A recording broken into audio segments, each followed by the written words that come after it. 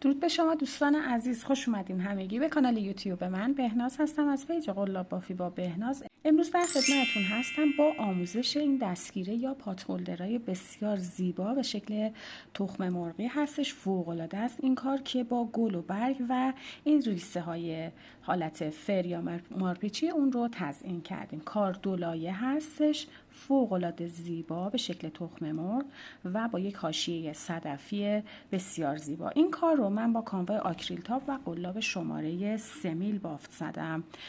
دست خودتون هستش، اندازه شکل گل ها میتونید از انواع مختلف شکوفه ها و گل های دیگه ای استفاده کنید. قد این کار برای من حدود 20 سانتی متر شده با این کانوایی که من استفاده کردم. میتونید از انواع نخ‌ها برای این کار استفاده کنید، نخ‌های کتان یا نخ‌های که پنبه‌ای باشن و در برابر حرارت مقاوم باشن.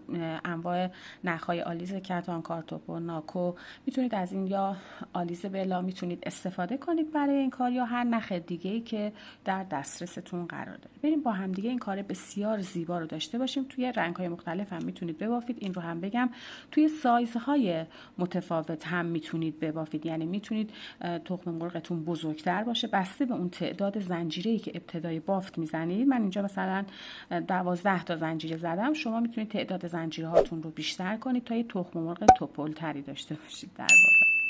بریم با هم دیگه این آموزش بسیار زیبا رو داشته باشیم. قبل از اون ممنون میشم که ویدیو رو لایک کنی و کانال رو سابسکرایب داشته باش، اون زنگوله رو فعال کن تا از آموزش‌های جدید مطلع بشید. مرسی که با من همراه هستید. بریم برای دیدن این ویدیو زیبا. برای شروع بافتمون یه گره سر قلاب میزنیم و 12 تا زنجیره میزنیم. 1 2 3 4 5 6 7 8 9 10 11 و 12 تا زنجیره. زنجیره اول رو رها میکنیم، میایم روی زنجیره دوم 2 تا پایه کوتاه یک جا میبافیم و ادامه میدیم روی هر کدوم از پایه ها یک پایه کوتاه. 1 2 3 4 5 6 7 8 9 تا پایه کوتاه تک بافتم. 2 تا هم این ابتدا داشتم که روی هم میشه 11 تا پایه کوتاه. توی پایه زنجیره آخر 2 تا پایه کوتاه میبافم و به این ترتیب من 13 تا پایه کوتاه توی این رج بافتم. برای رج دوم یک زنجیره میزنم، کار رو میچرخونم. این زنجیره رو که رها میکنم روی اولین پایه کوتاه، حالا 2 تا پایه کوتاه میبافم. 1 و 2 یک جا بافتم، افزایش. حالا روی پایه های بعد تا یه دونه به آخر هر کدوم یک پایه کوتاه. پس شد 1 2 3 4 5 6 7 8 9 10 11 12 13. روی پایه آخر 2 تا پایه کوتاه یک جا می بافم. 14 و 15. توی این رنج 15 تا پایه کوتاه بافتیم. حالا این الگو تکرار میشه. یک زنجیره میزنم، کار رو میچرخونم به پشت و در ادامه باف روی زنجیره که رها میشه روی اولین پایه کوتاه باز افزایش میدم. 2 تا پایه کوتاه میبافم. 1 و 2. حالا پایه های بعد هر کدوم تک میبافم. 3 4 5. اون رو ادامه میدم.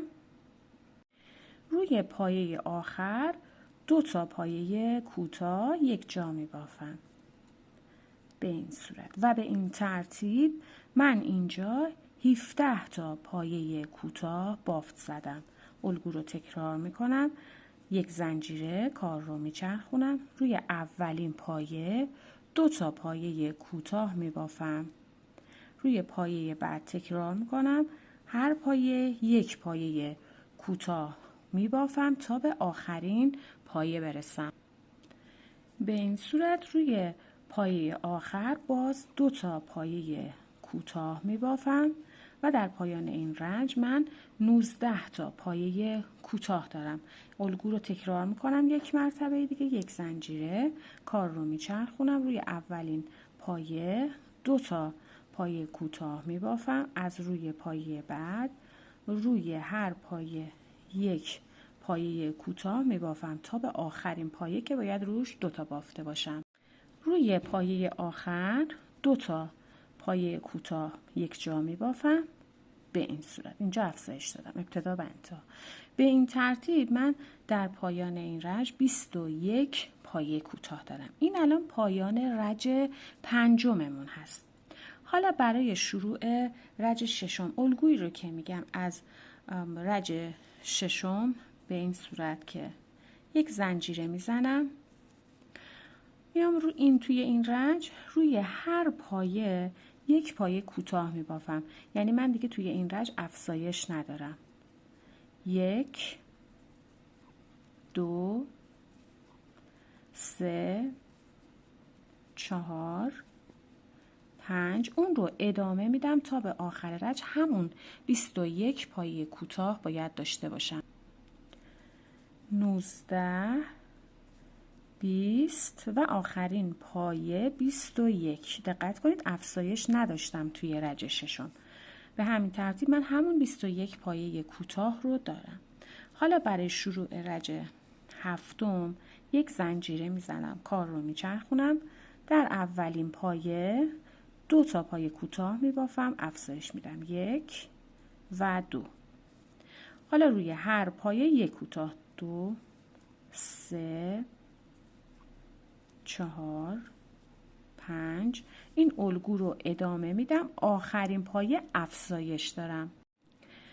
پایه آخر همونطور که گفتم افزایش 2 تا پایه یک جا می بافم، میشه 22 و 23.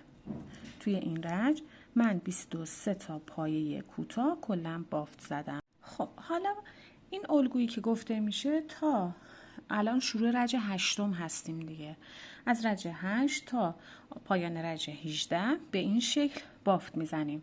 یک زنجیره کار رو به پشت میچرخونیم، روی اولین پایه یک پایه کوتاه، کلا روی هر پایه یک پایه کوتاه میبافم. 2 3 4 5. به همین ترتیب تا به آخر رنج برسم 23 تا همون 23 تا پایه کوتاه رو باید داشته باشم و اون رو ادامه میدم تا پایان رنج 18 که روی هر پایه یک پایه کوتاه میبافم و در پایان رنج 18 باید همون 23 تا پایه کوتاه رو من داشته باشم. یه نکته دیگه ای رو هم بگم، میتونید 3 تا رنج پایانی مثلا از رنج 15 16 17 18 رو رنگتون رو هم تغییر بدید، 3 یا 4 رنج رو با رنگ سبز ببافید دیگه، اون دست خودتون هست. خب پس به همین ترتیب دقت کنید که در هر رنج باید 23 تا پایه کوتاه داشته باشیم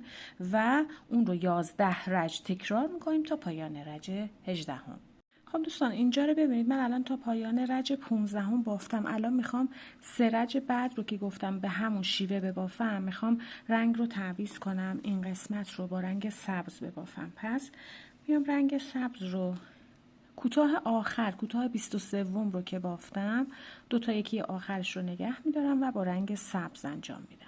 حالا یک زنجیره رو میزنم، به همون روش کار رو میچرخونم به پشت و میام ادامه میدم بافت رو. روی هر پایه به این صورت یک پایه کوتاه میبافم و در پایان رنج همون 23 تا پایه کوتاه رو من دارم. این نخ آبی رو همینجا قطعش میکنم.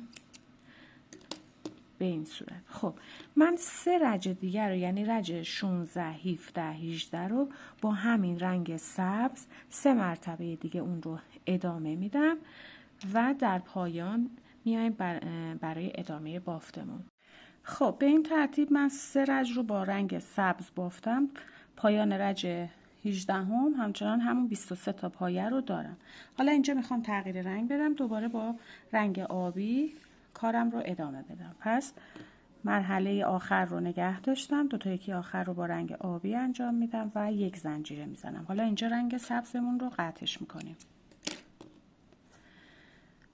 بافت رو ادامه میدیم. برای شروع رج 19 کار رو میچرخونیم و در ادامه روی هر کدوم از پایه ها 1 پایه کوتاه میبافم تا برسم به آخر رج. به این صورت اون رو ادامه میدم تا برسم به 2 تا پایه آخر رج. خب به این صورت 20 تا پایه کوتاه الان بافتم. ابتدای رج کاهش داشتم، 2 تا پایه برام باقی میمونه که 2 تا پایه هر کدوم 1 پایه کوتاه نیمه میبافم، یعنی فقط نخ میگیرم. به این صورت 3 تا نخ دارم، یکی میکنم که در پایان رج 19 تعداد پایه های من 21 پایه کوتاه هست. حالا برای شروع رج 20 1 زنجیره میزنم، کار رو میچرخونم و روی هر کدوم از پایه ها 1 پایه کوتاه میبافم تا پایان رج. این رج دیگه کاهش نداریم. در پایان رج ما باید همون 21 پایه کوتاه رو داشته باشیم. به این صورت رج 20 پایان رج 20 21 پایه کوتاه. برای رج 21 1 زنجیره، کار رو دوباره میچرخونیم. این رج هم مثل رج قبل روی هر کدوم از پایه ها 1 پایه کوتاه میبافیم و در پایان رج همون 21 پایه کوتاه رو باید داشته باشیم. به این صورت رج رو به انتها رسوندم. در پایان رج 21 پایه کوتاه دارم. برای شروع رج 22 بافت رج 19 رو میریم. به این صورت که 1 زنجیره میزنیم، کار رو میچرخونیم. باز باید کاهش بدیم کارمون رو. پس روی 2 تا پایه هر کدوم 1 نخ میگیرم، همه رو یکی میکنم و ادامه میدم. روی هر کدوم از پایه ها 1 پایه کوتاه میبافم. به این صورت 1 پایه کوتاه میبافم تا به این 2 تا پایه آخر رج برسم. به آخر رج که رسیدم، باز هم 2 تا پایه آخر رو با هم یکی میکنم و رج رو به این صورت کاهش میدم. این پایان رج 22 هست که در کل ما 19 تا پایه کوتاه داریم. حالا برای رج 23 و رج 24 1 زنجیره میزنم. میایم این 2 رج رو روی هر کدوم از پایه ها 1 پایه کوتاه میبافیم. به این صورت. خب این الان رج 23 هست. ادامه میدم تا پایان رج باید 19 تا پایه کوتاه داشته باشم. 2 رج اون رو تکرار میکنم. رج 23 و 24 هر کدوم 19 پایه کوتاه داریم. خب به این صورت ببینید من رج 23 و 24 رو بافتم که همون 19 تا پایه کوتاه رو دارم. حالا برای شروع رج 25 1 زنجیره میزنم، کار رو میچرخونم. اینجا باز هم رج کاهش داریم. پس روی 2 تا پایه هر کدوم 1 نخ میگیرم، یکی میکنم، 1 کاهش، 1 ادامه میدم، 2 3 4 اون رو ادامه میدم تا این 2 تا پایه آخر رج برسم. خب به این صورت من 16 تا پایه کوتاه بافتم. 2 تا پایه آخر رو هر کدوم 1 نخ فقط میگیرم و به این صورت کاهش میدم. در پایان رج 25 ما باید 17 تا پایه کوتاه داشته باشیم. برای شروع رج 26 1 زنجیره میزنم. روی این رج روی هر کدوم از پایه ها 1 پایه کوتاه میبافیم تا به انتهای رج برسیم. باید همون 17 تا پایه کوتاه داشته باشیم. به این صورت رج 26 هم به پایان رسید با 17 تا پایه کوتاه. برای رج 27 1 زنجیره میزنیم، کار رو میچرخونیم. دو تا پایه اول هر کدوم یک نخ میگیریم، بافت رو کاهش میدیم. 1 2 3. اون رو ادامه میدیم تا برسیم به این دو تا پایه‌ای که آخر داریم. به آخر رج که رسیدم، دو تا پایه دارم، روی هر کدوم یک نخ میرم و یکی میکنم، رج رو کاهش دادم. در پایان رج 27 ما 15 تا پایه کوتاه روی هم داریم. حالا برای شروع رج 28 یک زنجیره کار رو میچرخونم توی این رج 28 روی هر کدوم از پایه ها یک پایه کوتاه میبافم. به این صورت اون رو ادامه میدم تا به آخر رج همون 15 تا پایه کوتاه باید داشته باشم.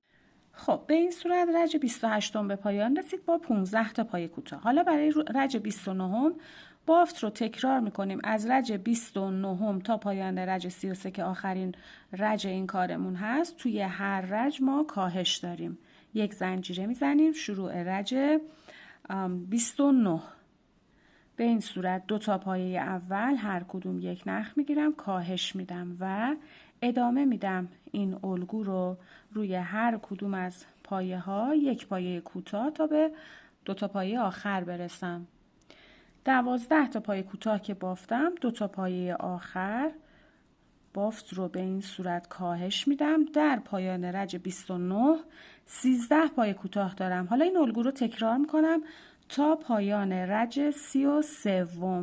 به این صورت ابتدا و انتهای رج رو کاهش میدم و این الگو رو ادامه میدم تا به آخر رج که فقط 5 تا پایه کوتاه برای من باقی مونده باشه.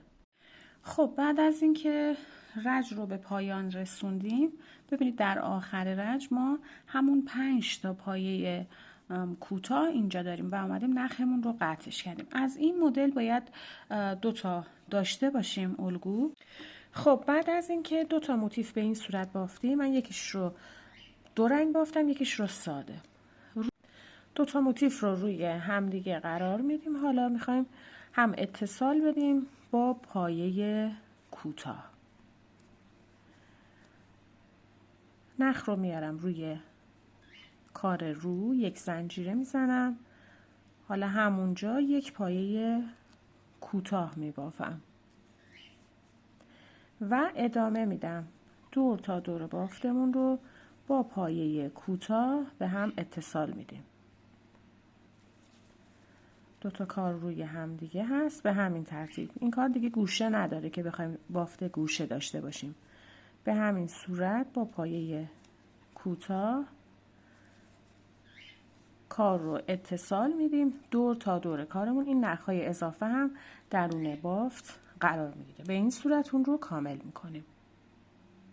خب به این صورت من دور تا دور بافتم رو با پای کوتاه هم اتصال دادم هم بافت زدم. در ادامه میایم بست میزنیم روی اولین پای کوتاهی که بافتیم و نخ رو اینجا کاتش میکنیم. میتونیم با همون رنگ حاشیه پای کوتاه هم ببافید، ولی با سفید قشنگتر میشد، دید بهتری داشت اینجا. برای بافت صدفی دور کارمون ما میایم از این بالای بافت شروع میکنیم. اینجا ما 5 تا پایه کوتاه داشتیم توی این رج. روی ببینید از این 5 تا روی پایه کوتاه سوم میام اینجا نخ رو ابتدا وصلش میکنم و میام اینجا یه چند تا زنجیره میزنم تا این بشه گوشه دستگیرم.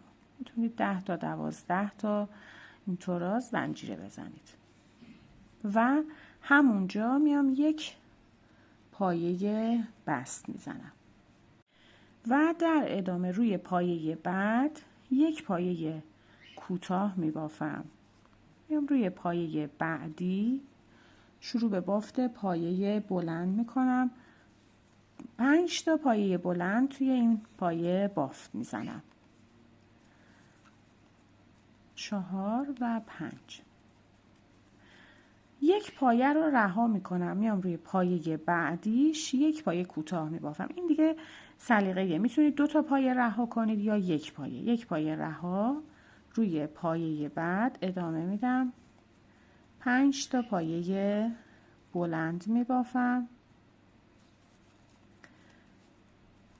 و یک پایه رها، پایه بعد یک پایه کوتاه، یک پایه رها، پایه بعد بافت صدفی میریم با 5 تا پایه بلند و این الگو رو ادامه میدیم دور تا دور بافتمون. یک پایه رها، پایه بعد یک پایه کوتاه میبافم، یک پایه رها و ادامه میدم. طوری بافت بزنید صدفیاتون رو که به بالای بافت که رسیدید ببینید، یعنی کنار این پایه یک پایه کوتاه بافته میشه، اینجا باز باید بافت صدفی داشته باشید تا یک تقارنی اینجا برقرار بشه و به همین صورت پس این بافت صدفی رو تا پایان رج کامل میکنیم. خب در ادامه بافتمون حالا میخوایم این شکوفه کوچیک رو با هم بافت بزنیم. برای این کار میایم با رنگ زرد یک حلقه جادویی میزنیم و یک زنجیره. میام درون حلقه شروع به بافت پایه کوتاه میکنم. 1 2 3 4 5 و 6 پایه کوتاه میزنم.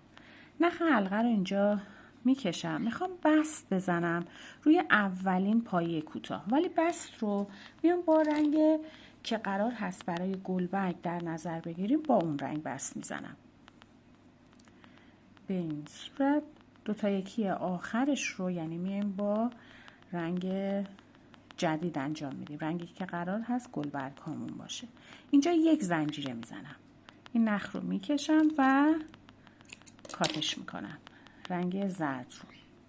حالا و میام روی همین پایه که الان بست زدم 2 تا پایه متوسط میبافم،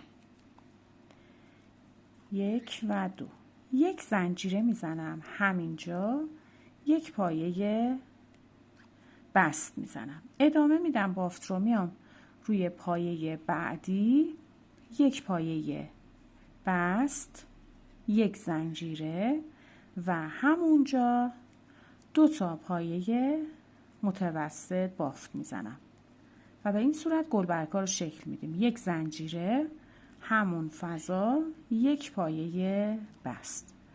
میام روی پایه بعدی یک پایه بست میزنم، یک زنجیره، همونجا 2 تا پایه متوسط بافت میزنم و یک زنجیره میزنم، همون فضا یک پایه بست. این الگو رو تکرار میکنم. به این صورت در نهایت ما باید 6 تا از این گلبرگ ها داشته باشیم. خب در ادامه میخوایم این بافت فنری، حالا بهش میگن یا بافت مارپیچی رو با هم بافت بزنیم. قد کارتون بستگی داره به خودتون، یعنی میتونید اون رو بزرگتر کوچیکتر ببافید. من اینجا میام 15 تا زنجیره برای این کار میزنم. 1 2 3 4 15 تا زنجیره من زدم. حالا میتونید برای اینکه حالت اون فنری یا مارپیچش بیشتر دیده بشه پایه متوسط بزنید یا با پایه بلند ببافید، یا مثل من با پایه کوتاه این کار انجام بدید. یک زنجیره رها میشه، در پایه بعدی 2 تا پایه کوتاه میبافم. همونطور که گفتم میتونید 3 تا ببافید، میتونید پایه بلند ببافید یا پایه متوسط. پایه بعد 2 پایه کوتاه و این الگو رو ادامه میدم. این تعداد پایه هایی که توی این زنجیره ها میزنیم باعث پیچ خوردن یا فنری شدن کارمون میشه. یک کار تزیینی که توی انواع کارها میتونید ازش استفاده کنید. به این صورت خب تا انتهای رج توی هر پایه من 2 تا پایه کوتاه میبافم و در آخر یک زنجیره میزنم، نخ رو یک مقدار بلندتر میام قطعش میکنم. حالا من اینجا 2 تا از این مدل بافت رو آماده کردم. برای بافت برگ با رنگ سبز یک گره روی قلاب میزنیم، 7 تا زنجیره، 1 2 3 4 5 6 7. میام روی زنجیره سوم 1 2 3 یک پایه بلند میبافم، همونجا 2 بار نخ روی قلاب، یک پایه دوبل کنار همون پایه بلند. پایه بعدی 2 تا پایه دوبل یک جا می بافم. 1 همونجا دومش رو بافت میزنم و 2. پایه بعدی 2 پایه بلند یک جا می بافم. 1 و 2. پایه بعد یک پایه متوسط و پایه آخر، زنجیره آخر، یک پایه کوتاه. خب یک سمت برگ رو بافتیم، حالا میخوایم بریم سمت دیگه کار رو کامل کنیم. از همین ابتدا زنجیره آخر یعنی شروع میکنیم. یک پایه کوتاه بعدی تو این نخ اضافه رو هم داشته باشید. یک پایه متوسط بعدی 2 پایه بلند، پایه بعد 2 پایه دوبل یک جا و به این صورت پایه بعد یک پایه دوبل می بافم. همونجا یک پایه بلند، 2 زنجیره میزنم. میام توی همین فضا یک پایه بست میزنم. ببینید به این صورت ما یک برگ رو بافتیم و در ادامه 3 تا زنجیره میزنم و برگ رو یه مقدار بلندتر میام کاتش میکنم. میشه شکل برگمون.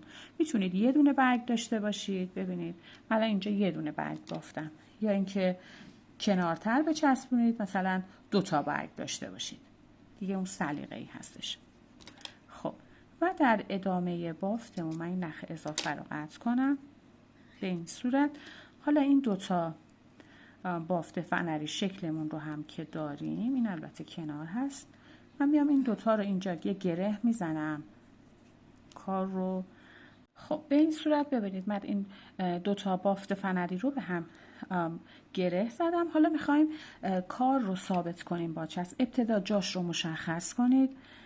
اگه یه دونه برگ دارید یا 2 تا برگ دارید به هر تعدادی که اندازه کارتون هست. خب به این صورت من میام اینجا این رو با چسب حرارتی، اگه تفنگ هم نداشتید میتونید خود چسب حرارتی رو داشته باشید، بهش حرارت بدید، میتونید استفاده کنید. حتما لزومی نیستش که خود تفنگ حرارتی رو داشته باشید. به این صورت پس من اینو اینجا به این صورت ثابت میکنم و چسب میزنم بهش و در ادامه گل رو هم جاش رو مشخص میکنیم و چسب میزنیم و اون رو اینجا ثابت نگه میداریم. حالا میگم اگه مثلا لازم باشه که 2 تا برگ بزنید، کار رو این طرفتر میکشونید و میتونید برگ بزنید دیگه. این کار سلیقه‌ای هست و به این صورت این کار تزیینی رو به پایان رسوندیم. خب دوستان این هم از پایان آموزش دستگیره بسیار جذاب دورو به شکل حالت تخم مرغی هستش که تزیینش کردیم. فوق‌العاده بود این کار. امیدوارم که از بافت این کار زیبا هم لذت ببرید و من رو همچنان در ویدیوهای بعدی هم همراهی بفرمایید. مرسی که تا این لحظه با من همراه بودید. تا یه آموزش دیگه، خدا نگهدارتون.